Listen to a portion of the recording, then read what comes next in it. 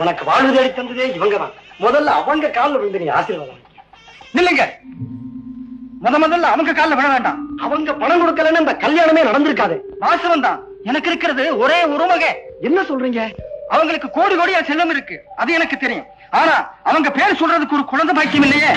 முதல்ல அவங்க காலில் விழுந்து ஆசீர்வாதம் வாங்கி நம்ம குழந்தைகளுக்கும் அதே மாதிரி வாரிசு இல்லாம போயிடக்கூடாது. நீங்க தப்பா நினைக்க கூடாது. ஆறுமுகனாச்சி அக்கா வாங்க.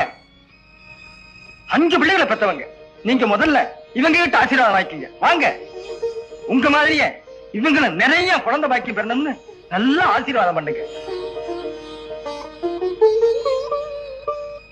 ஐயா நீங்க வருத்தப்படாதீங்க, அவர் சொல்றதுல நியாயம் இருக்கு. வள்ளியம்மே நான் வரட்டுமா?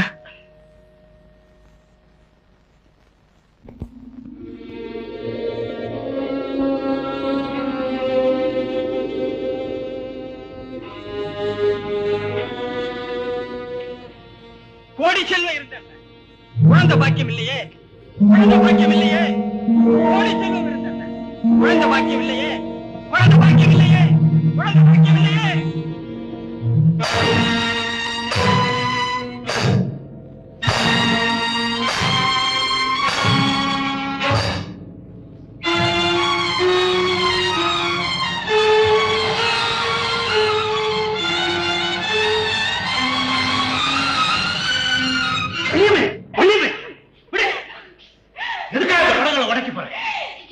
இதயமே உடஞ்சு சுக்குநூறா போச்சுங்களே.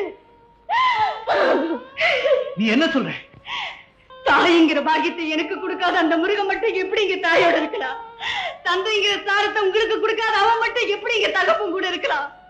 அவன் மாத்திரம் பெத்தவங்க கூட இருந்து கொஞ்சம் மகிழலாம், நாம் அந்த சந்தோஷத்தை அனுபவிக்க கூடாதா? எவ்வளவு பெரிய சுயநலக்காரன் பாத்தீங்களா? இனிமே இந்த படம் இந்த வீட்டுல இருக்க கூடாது, இதுல நான் பார்க்கவும் கூடாது. அம்மா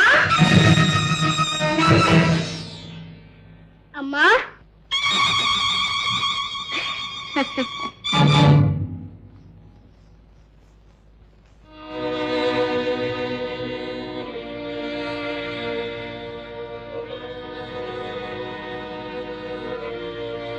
என்னை அம்மான்னு கூப்பிட்டேன்.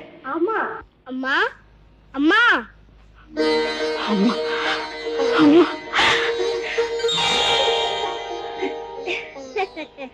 அம்மா அம்மான்னு கூப்பிட்டதும் இவ்வளவு ஆனந்தப்படுறியே, உனக்கு குழந்தையே இல்லையா? இல்லப்பா இல்ல.